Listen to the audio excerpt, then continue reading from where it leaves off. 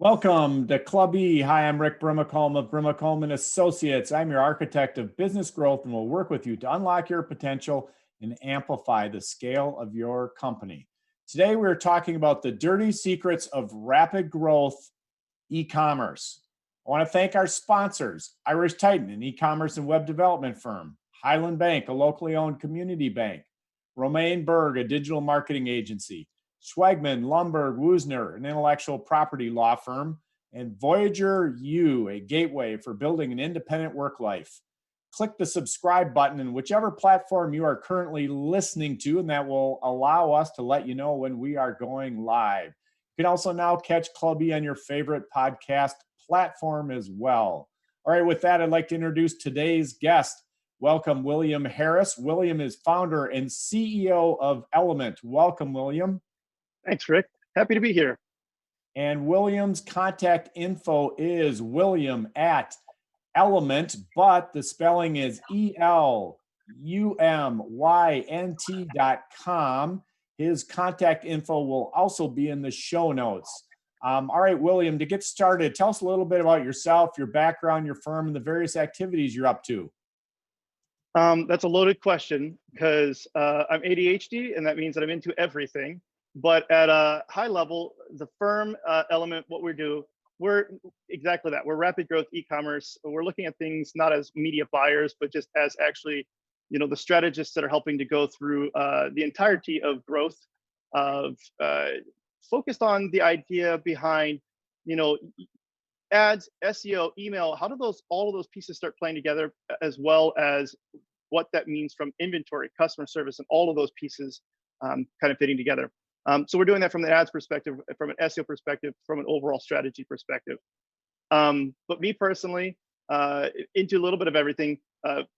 Just before the show, you were joking about maybe you do something crazy like you raise bees.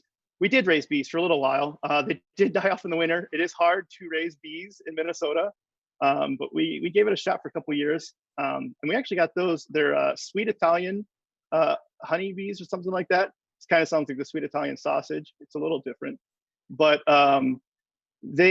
what's nice about them is they're actually really mild and tame. They're really nice bees, if you would. And we have some old apple trees. So we actually live on a 150, this summer, it's a 151-year-old house here in Stillwater.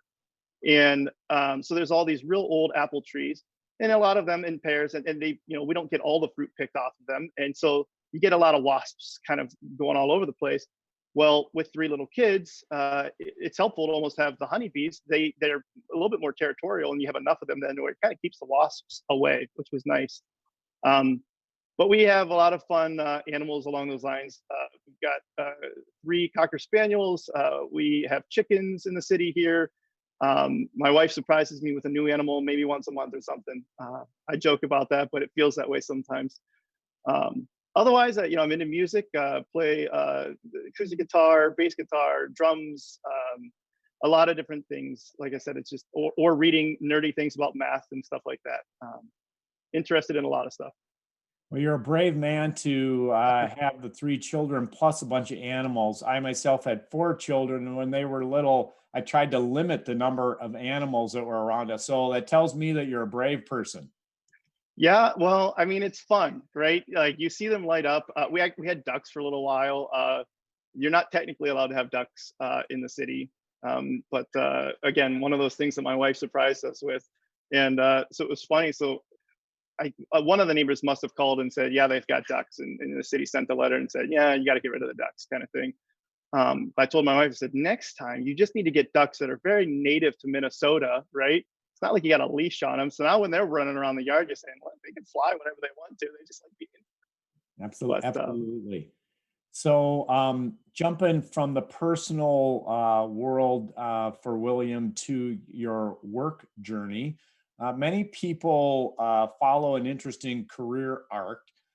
It's not necessarily a straight path with their careers.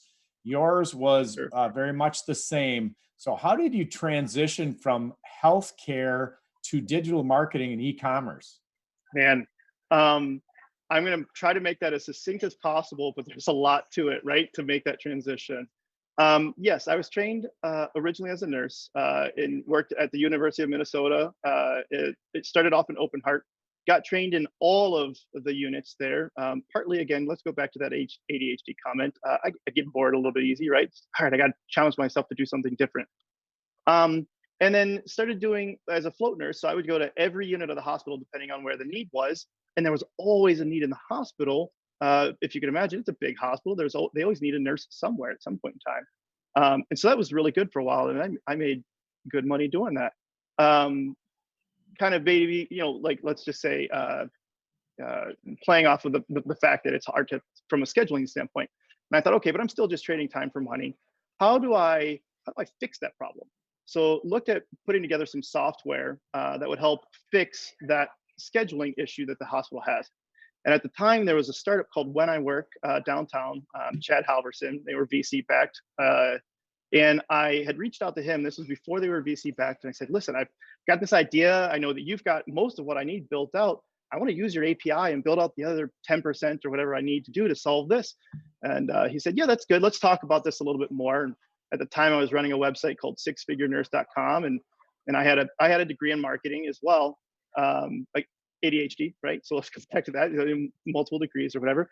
And he said, actually, we're looking to grow. I see that you're doing a lot of the things that I like from a marketing perspective, a direct response perspective already. And obviously, you understand what we're trying to do from a software standpoint. What if you came on and did, led our marketing? I said, okay, yeah, that sounds like fun. Got me the opportunity to do that. So I get into that, and we're having a lot of fun there. And I want to say, when I came on board there, we built out a really fun team. Chad is, if you haven't met Chad, he's a lot of fun to work with. He's got a great mind, great ideas, and a vision and a work ethic that's hard to beat with anybody. And so we got busy working on that, and I think we grew something like 270% in the first 7 months there that I came on board. We built out, by that time we had, I think, an 8-person marketing team that we built, and jumped from there eventually into e-commerce. So there were some guys that I knew that were doing some interesting things in e-commerce. And throughout all of this, I started writing about what I was doing, entrepreneur, on Fast Company, on various different websites about some of these ideas and techniques that we were doing and testing and trying. And it turned into something where people said, well, hey, can you help me?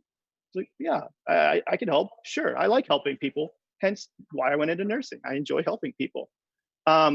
So it turned into more of like an agency by accident at first. Never went into this saying, oh, you know what I need to do? I need to shake up the agency market or whatever. Had never worked at an agency. Didn't even know, what were the issues people had with agencies at the time. Now, fast forward, 5-6 years into the future, I see a lot of things that are wrong with the current structure and the way things are done, and things that we're trying to break the mold with that with. But I think it was an easy transition though too, because skills that you have in nursing, you have to convey complex things easily to people who may not have the knowledge base that you have, right? They come in and they've got this thing that's going on. There's these big scientific terms, and you're trying to educate them on how to do this or what this means and how that works. But also when you're in Open Heart, you get somebody that just had, their heart transplanted out of their body. They've got all these different medications that are going. They're titrating at micrograms per minute. You've got, hundreds of metrics that you're looking at from different, screens. You've got stuff going into their heart, measuring different aspects of pressures within the different, pieces of their heart there. And you have to decide right now which medication you're going to change up or down based on all of those things that are going on there. And so it's a lot of math, pattern recognition, things like that too. So it's blending the personal and that analytical, which is a nice transition into what we do with the agency. There's a lot of creative, personal understanding the psychology and the human being and the mindset tied with that analytical reasoning and being able to look at the math. Pattern recognition, what I wrote down, do a lot of that with our work here at Brimacombe Capital as well. So I'm Sure. with you on that one. Hey, on the COVID lockdown, which now has been going on for about a year, obviously dramatic impacts on e-commerce. What are some of the key takeaways that you have from the last year or so? Man, key takeaways. Um, one of the things that I think is interesting, and I'm going to look at it from our vantage point in e-commerce. E-commerce obviously skyrocketed in a big way. I think it's going to continue to do that. And there was question last year as far as, well, sure, a lot of people had to buy things online out of necessity, but will that continue, or are they going to go back to wanting to do things the way they used to do them? Like you said, we still have a little bit of shutdown kind of going on, so it's hard to say for sure. But if this last stimulus check is any indication of what's happening, the spending, and I'm trying to think of which direction your camera is going here. So am I going up and to the right for you, or am I going up and to the left? To me, it's to the left, but truthfully, Okay. I don't know what the audience is seeing. Well, whatever they end up seeing, just imagine that I'm going up and to the right, right? But it was going up a mild amount with the stimulus check last year, and it skyrocketed past that this year as well. And so I think that there's an element of, I think people are coming to e-commerce, and they're there to stay. More and more will be spent there. And so that presents an interesting challenge for local businesses, events, things like that. This is something I've been thinking a lot about anyways, but let's say 10 years in the future, there's still a need or a desire for us to connect as human beings, right? And we feel that way more now after jumping on, Zoom call after Zoom call after Zoom call. It's just not the same. The engagement isn't quite the same. You interrupt by accident because you weren't quite sure if they were done, but it sounded like maybe they were done, but it just froze for a split second. And then you're like, I feel like a dunce, right? I just interrupted this person that was talking. And so it's still a little different. But when it comes to stores, I remember there was I'm trying to remember who did it, but they did it at the Mall of America, I believe.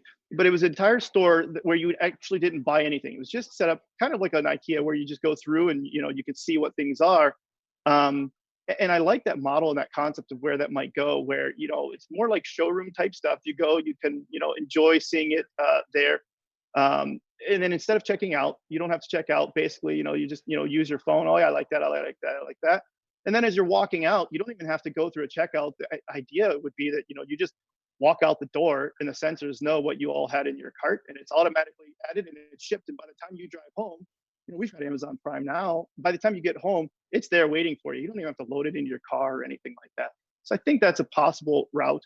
Obviously, VR and AR are playing a bigger role in that too. So then you don't even have to go to the showroom. You could just step into the showroom from the comfort of your house. But again, we like to get out, right? And so it's like even knowing everything that's going on and potential for getting sick, we'll fight to find ways to still I got to get out though. I got to go do something. So I think that's, I don't know, an interesting what might happen in the future. I don't know if that answered your question well enough or not, but Well, yeah, you covered a couple things. Along the same lines, though, what about surprises? What has surprised you over the last year as you've seen how e-commerce has taken off given the COVID lockdowns? surprises. I think one of the things, admittedly, I don't feel like I'm too surprised by anything. I feel like a lot of things happen the way that I almost would anticipate people would do that. This is maybe not less of a surprise, more of a, this is an interesting, and I'm going to go down like dystopian future type stuff. But I was thinking about the on and off again type of response that we've had, where it's like, no, this is super serious. We got to do this. Then we're not, and then we are. Now we're back in the lockdown, but then we're not. But then like, no, you have to definitely wear this mask. But then maybe maybe you actually you don't. And since there's like all of this stuff that's kind of going back and forth, and it hasn't been like a very clear one or another.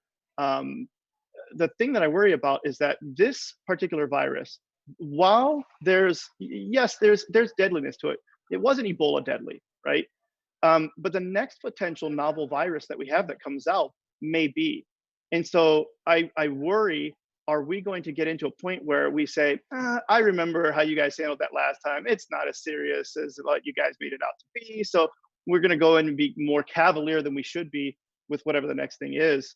I don't know. But I will say that where I'm thinking about it from a scientific perspective is we have garage tinkerers that are now tinkering with genetics, right? So you can get a CRISPR for not that much money, and you can start messing around with gene editing and splicing in your garage, basically. And how I think the novel virus thing, they said the last big one was what Spanish flu or something that wiped out a lot of people, 80 years, and they said about like every 80 years or so. I'm not an epidemiologist, so I could be wrong on some of this, but there's another really massive novel virus that comes out. I think that that timetable may be accelerated with the advent of the possibility to inadvertently garage tinker something deadly. Yeah. All right. And then when we were talking ahead of time and kind of prepping for today, you mentioned that the average growth of your clients in the fourth quarter last year was about 270%. Yeah, 270%. That's incredible. How do you do that? And what makes your approach unique and different from maybe some other folks out there? Yeah, I mean, to be fair, again, it was e-commerce, right? So there's an element of this that it was naturally growing at an accelerated rate, but this still superseded that average. And these weren't just mom and pop small, stores that were growing to 70%. And I think that's important to call out. This somebody didn't go from $10,000 in sales and they grew to 70%. These are businesses that were, some of them were doing 2 million a month, and they scaled up to 10 million a month year over year. So there's a sizable amount of change. We kind of look at it from four main parts, I guess, is when we're thinking about how to grow people that well. One of this is actually understanding their business. And I mean that from understanding their niche as much as possible, but I would say the niche is less important for what we're looking at there, meaning actually understanding e-commerce. And so we work with a lot of M&A type stuff where we're doing the due diligence, both on the buy and sell side.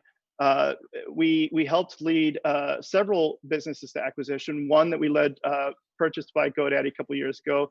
We had three that we helped lead last year. Largest went for about 800 million. So the idea is that we actually have a map on how to get there. So we know the metrics that are being used that need to get you from here to there. And I think that's a big part of it. But it also means that not just from an advertising perspective, right? We're looking at it from an actual growth perspective. So we're looking at other things besides just the media buys. For instance, if somebody wants to grow their sales 2x and they only buy 1.5x inventory, we can start looking at that and saying, you're not going to reach your goal because there's a mathematical reason why that can't happen, unless you raise your prices, right? That can happen, but that's rarely what people are doing, on the fly. The second part of that, though, is we help you understand, meaning no secret sauce. And I don't even like the word partnering. I feel like partnering, it's like, oh, these are our partners, or we partner with our clients. And I still feel like nobody actually feels that way. We obviously work with people that serve, our services that we work with as well. And I, as a general rule, I feel like that's not like a thing that feels like, oh, partnering. The term that I try to use with our team is stewardship, which I like. The connotation almost feels like it has even more ownership, more commitment. But just that idea, it's like, the secret sauce, we can't tell you how it works or why it works. You just got to trust us, or let's break that down. We're talking with our clients almost daily, most of them. And the idea is, let's teach them everything we know. If we're using a new metric, I want them to know why that metric is, how we calculated it, how we got to this, why this is better, and how we're looking at using it. A lot more involved communication, because then those two things allow us to all work to optimize together. So that's the third part then. And so we're looking at this saying, I don't want to just meet with the marketing team. We want to work, and we do routinely sometimes meet with their the team that's doing the inventory, the CFO, right? Because we're looking at this saying inventory has to line up with whatever your marketing growth goal is, pricing strategies, the channels that you're working on. Your CFO has to be on board with this. Customer service has to be able to scale if we scale that quickly. So all of these pieces have to be in place, otherwise it's going to collapse. But that allows us to put together a roadmap and a testing strategy that everybody can align on, which I think allows that to kind of take shape. And then the fourth part that we look at for this, we say is we're not afraid. Big growth comes from big ideas. And I think the important thing is, again, coming back to that map of how to get from here to there, we've done it. We do it over and over and over and over again, to the point where, and other people do as well, right? But the point is that it's like, well, we're not afraid to try those things, even to the point where, if needed, we're willing to completely shut down everything that you're doing in order to start over and do it right, and hold while that attribution catches up. And we literally did this for a client where, and they're doing around like 2 million a month to 3 million a month. So they're not a small client, where we're completely restructured everything, stopped everything they were doing in Facebook and started completely from scratch. And it's a gutsy move, right? And the guy who we were working with there, he said, I hope that's, maybe somewhat inappropriate, but hope it's okay to say. He's like, you guys are the only ones that had the cojones basically to do that. I love that, right? Sometimes you have to, be willing to take those kinds of gutsier chances and know that what the expected outcome is of that. So some of the basics of this stuff is an offer, the audience, product market fit. Can you dig a little bit more into that? Yeah.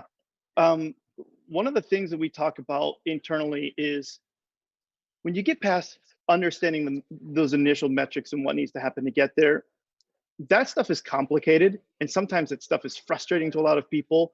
And so we say, let's make that as simple as we can. Let's get aligned on those things. But ultimately, the best ad strategy, all of the best website in the world, none of that matters if you actually forget the basics of marketing. We'll go back to those things. But so product market fit, do people actually want what you're selling?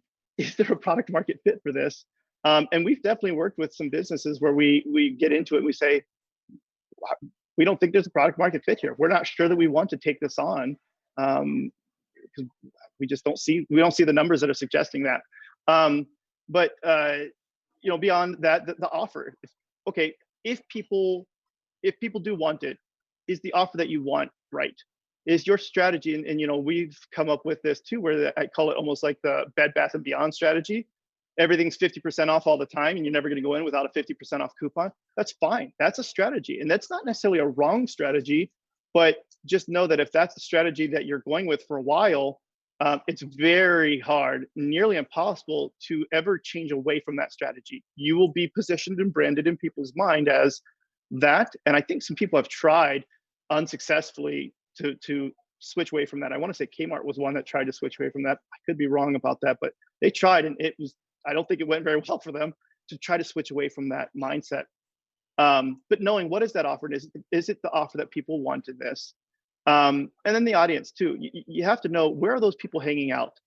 And I think sometimes you say, well, this is who we're going to go after, and we're going to do the same things though that everybody else is doing. We're going to go after Google ads and Facebook ads, and you have to question though, but is that where your audience is hanging out? Is that where you should be going? Just because everybody else in your space is doing it already, maybe it's better to go over here instead. And then the final piece of that I think about is the content. There's so much bad content out there that lacks emotion. And now that we're in a kind of level playing field where you're competing against everyone else that sells the same thing as you, not just about somebody else down the street that's selling the same thing as you. But so, for instance, Rick, if you go and you're visiting a website about coffee, right? And you're saying, oh, I want to get some new good coffee. You go to a website, you visit that. And then you go back to Facebook, you're going to see ads for a whole lot of other coffee brands, not just the one that you were on. That's because Facebook is also able to read the data of where you're going. For now, there's a lot of that's going away. But as a general rule, they could say, oh, you're interested in buying coffee, so let's show ads for all these other, people that are coffee brands to see if you'll buy from that. And so the problem now is that if you're a coffee brand and your content is just meh compared to somebody else that comes on there, same price, and their content really speaks to you, and it's talking about, high-powered CEO growth, and you say, that's the coffee that I got to get. They're speaking my language versus, coffee that's, whatever. Having the right content, I think, that taps into that emotional aspect of the human nature, the psychology is a key piece. Yeah, on the emotion, I always say that you need to be emotionally connected with your customers, and folks don't do that enough. The old adage about that they buy on emotion and then justify with facts. So you need to make that connection, and it just doesn't happen enough. So I agree with you 100% on that front. So excuse me, go ahead. Yeah. Before we jump on to that, the reptilian brain, right? Like I'm sure that's a phrase that you've looked at and heard too, right? That we make an impulse and we don't even realize sometimes that we bought emotionally because we rationalize it so quickly that we actually think that we made that decision rationally. We don't even realize that we actually made that decision emotionally. Okay, so say we have the basics down, the offer, the audience, product market fit, content, we've done all that stuff. What about the metrics? How should I be measuring these things, and what should I be looking at if I'm serious about my growth? Sure. I think, again, we're talking about the dirty secrets of e-commerce growth, right? ROAS is probably the most quoted metric that you'll see in e-commerce, return on ad spend. And the problem that I have with ROAS, I almost consider it to be a vanity metric. For one, it's easy to manipulate.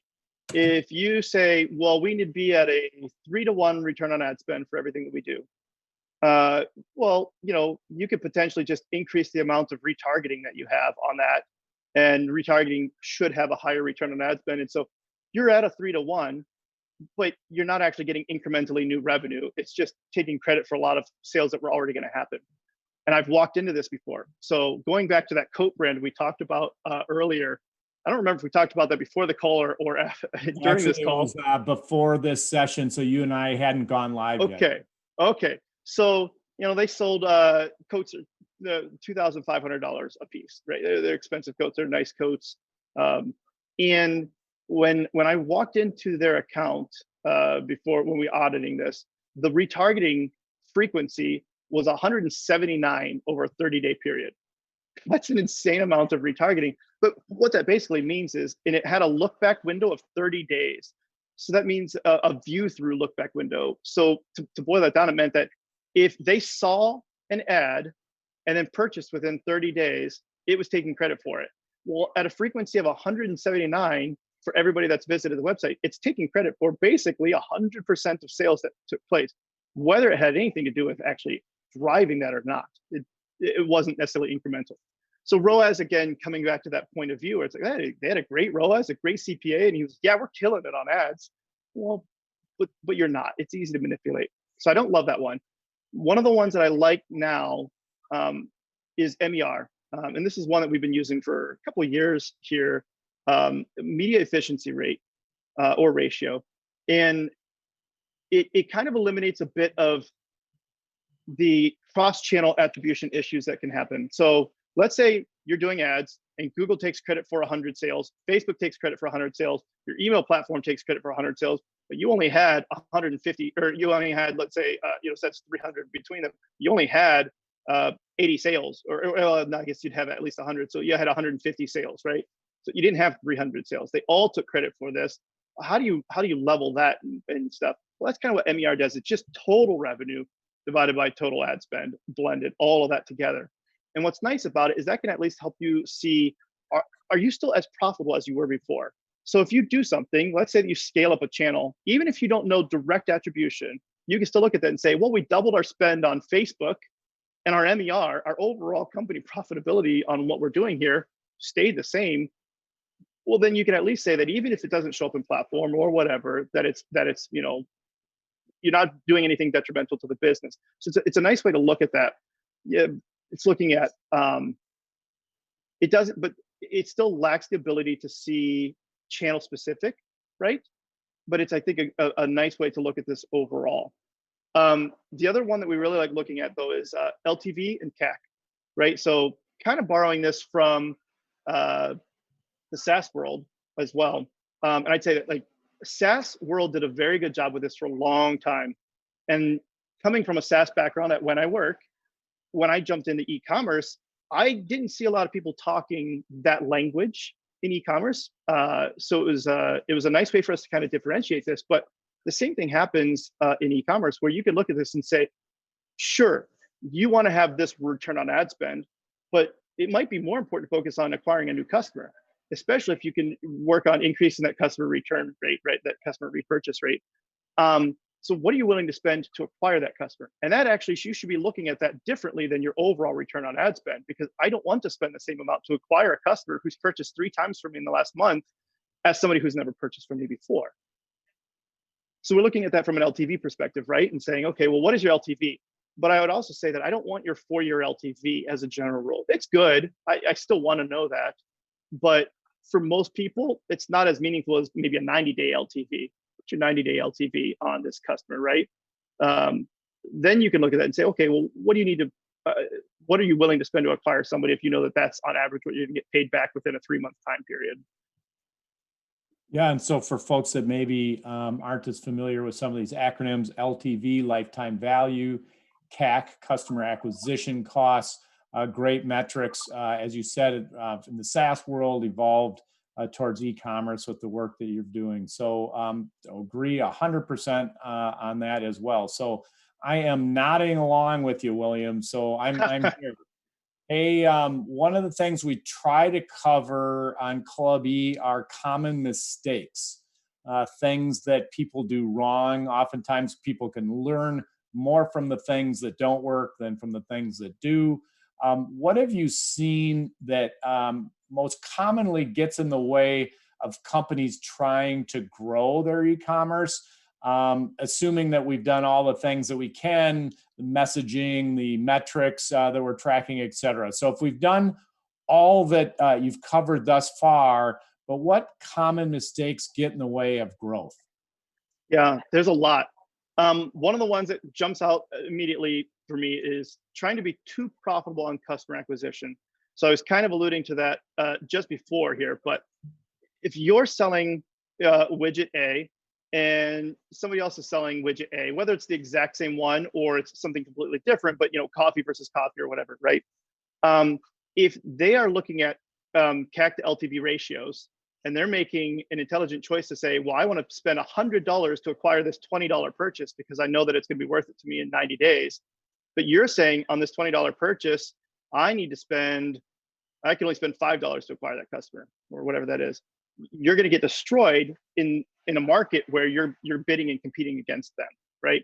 So I think trying to be too profitable on customer acquisition can be a big growth killer for people. Inventory might be my number one issue that I run into because it's like the silent deadly killer.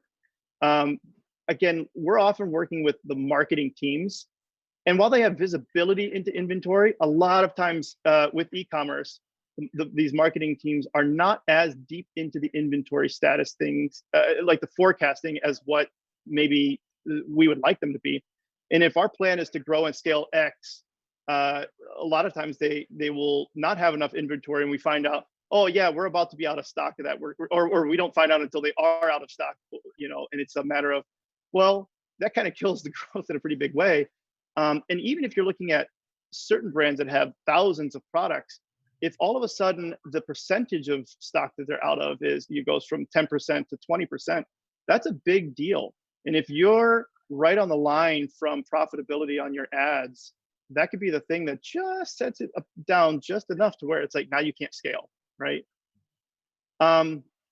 The other big things for me that I would find are shipping, customer service, product quality. I kind of lump this all in together, this idea of leading to too high of a returns percentage. So, your shipping isn't on par, your customer service is, not exciting to people. The product quality maybe wasn't quite as good as what people hoped it was, or, we killed it on the content. The content made it seem way better than the product actually was. Well, then you get a high return rate. And if you have a high return rate, just like in SaaS, it's like, churn, it's going to kill you because you paid a lot to acquire them, but now you're having less of that 90-day payback. Unintelligent ad setup, I feel like I need to throw that in there because that's a big core of what we do. Is we walk into this, and kind of to the point that I made earlier about, you don't want to pay the same amount to acquire the same customer as what you do for somebody who hasn't purchased from you. I can't tell you the number of times the scariest one that I walked into was a customer spending, or not a customer, but a lead spending, I think maybe about 40 million a month. And within their ad setup, they had new acquisition and retargeting to existing customers in the same campaign, set to what's called campaign budget optimization, which means you're just giving Facebook the ability to decide which one of those ad sets or which one of those groups of customers or people it's going to show the ads to, based on a purchase conversion. Well, if you're Facebook, your machine, you're an algorithm, and it has the ability to say, hey, Rick's bought 3 times in the last 30 days. Lucas has never even been to the website. William's never been to the website. Who's Facebook going to, optimize to show that ad for? It's going to optimize towards the person who's already made those purchases. So it's just not a thoughtful way to set up the ads account.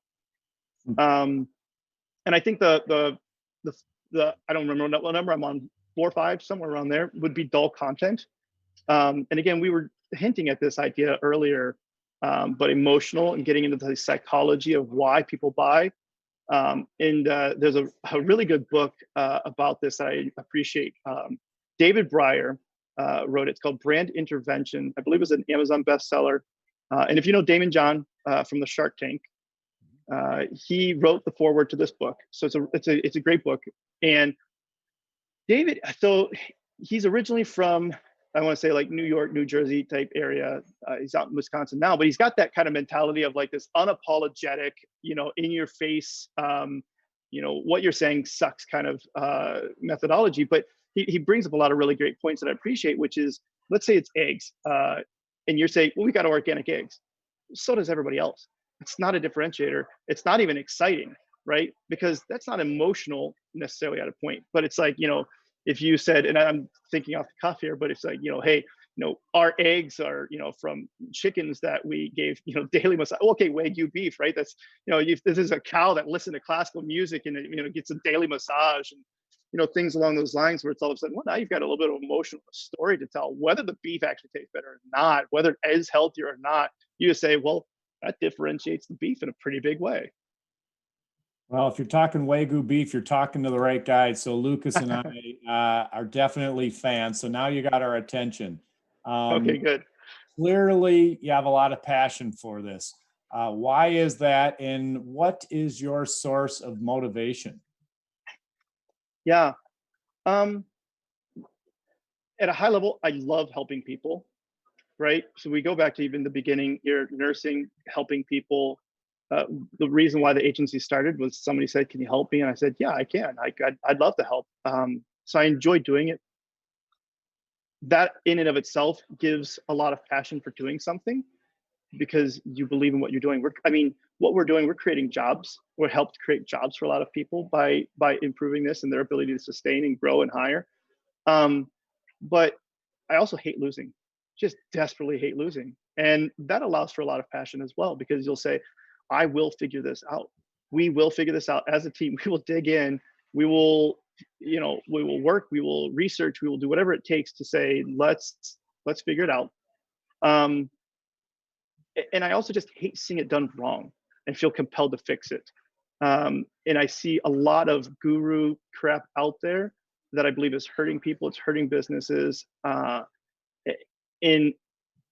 I don't know why, hero complex or whatever, but I feel like I have to get out there and say at least what's wrong with it to help people, or go in and fix it ourselves. I don't know if that answers it well enough or not. Yeah, that is good. And then want to jump back. I took a note here. So I'm jumping back a question to the CAC, customer acquisition costs. From the SaaS world, measures of paybacks within a few months, really good, handful of months, still good. What are acceptable CACs and payback periods in the e-commerce world? This is where I think it varies. I struggle to say this is the benchmark for a lot of things. Even when it comes to, let's say, advertising click-through rates, it really depends a lot. If you're selling a $2,500 coat versus a $20 bag of coffee, there's a big difference in a lot of these things. But as a general rule, I'd say 90-day is one of the ones that we like to look at the most. Part of this depends on if you're VC backed or not. If you're VC backed, then you usually have a little bit more leeway on, let's say your cash burn rate than somebody who doesn't. So that can play a big role in how much can you afford to wait versus not wait. The other part of it is how frequently do you expect people to make these purchases? Let's go back to coats again. That's not the kind of purchase that you make every 3 months. So the lifetime value there maybe matters a little bit less, right? And maybe you've also got a few other things on there, scarves, hats, mittens, things like that helps to improve that. But it's not quite the same as buying a whole nother $2,500 coat. So that lifetime value is a little bit less important in that situation in the payback period. But I'd say the general rule of thumb that I like to look at, that we like to look at, and this was actually, I have to give credit to Jeff Snyder, my partner. This was his idea of really dialing in on that 90-day LTV. That's one of the ones that I'd say that I like to look at most, which is not that uncommon Sure. in the SaaS world either. Yep. I'm with you. Hey, shifting gears a little bit. What about again? I guess we started. So back to the start here. Your career arc started in healthcare, moved towards the digital world. As you think back over your career, clearly you've learned a bunch of interesting and important lessons. What would you have liked to have learned sooner in your career than you did? I'm going to answer with something that I'm still learning: balance. That's a hard one, right? Finding that balance between um, hating to lose and making sure that you're not, you know, just completely dead to everything else that's going on in the world. And it's hard to find that work-life balance. Um, I wrote an article actually about this on Entrepreneur uh, maybe a year ago, 2 years ago now. I drawn a blank, but it was about not being like Elon Musk when you take your last breath. Kind of a little bit of a jab towards, he's got an exceptional work ethic as well, where, he's always on 90, 100 hours a week. And I actually wrote an article about my 100-hour work week on Fast Company. But the idea there was going back to the beginnings of my career in nursing. I've held the hand of somebody as they take their last breath. I've felt life leave somebody's body. I've seen it countless times. When you look at it from that perspective, it reminds you that these are great problems to solve. There are still other things that are important, and finding that balance is important. I will admit, my team will admit, my family will admit that I still do a pretty bad job of that. It's something I'm working on that I recognize and continue to work towards doing a better job of. I think the saying "progress, not perfection" Sure. is the right saying for that. Hey, William, it's been great having you here. As you think about our talk today, what is one key takeaway that you'd like our audience to bring with them, and what would that be and why? The one key takeaway, I would probably say the one key takeaway is coming back to the basics of marketing. And I know that sounds like, oh, there's all these, really exciting things to look at, different metrics and stuff like that. But if there was one thing that I'd say I run into more than anything with all of the different leads that we audit, is when I ask them the question, well, what makes you different? And they think about it and they kind of ramble and they kind of have somewhat of an idea, maybe sort of. It's just coming back to that idea of, even as an advertiser, I can't do the great job of promoting you if I can't really lock into what makes you different or unique either. So coming back to the basics and taking some time to really focus on, who are you as a company, your products, what makes you different? Why should I buy it from you versus the 800 other people that are selling these things? That will allow your advertising to be more successful, but that will also allow your email and everything else that you're doing to be even more thoughtful. Even the way that you write the product descriptions now becomes more cohesive. So, William, your contact info is going to be in the comments field, but for those folks listening in podcast world, how can somebody get a hold of you? Email is totally fine. Going to the website. Otherwise, I'm fairly active on Twitter. So my handle is just at WM Harris, HARRIS 101. So you can reach out that way. I'm on Clubhouse, just at William Harris. So the full name, William Harris. Those are probably the two best ways to get a hold of me outside of just reaching out through the website and email. And then the email, you might as well spell it out for everybody here. Your email. Sure. It's just William, my name, at Elumynt, which, as you mentioned before, is ELUMYNT.com.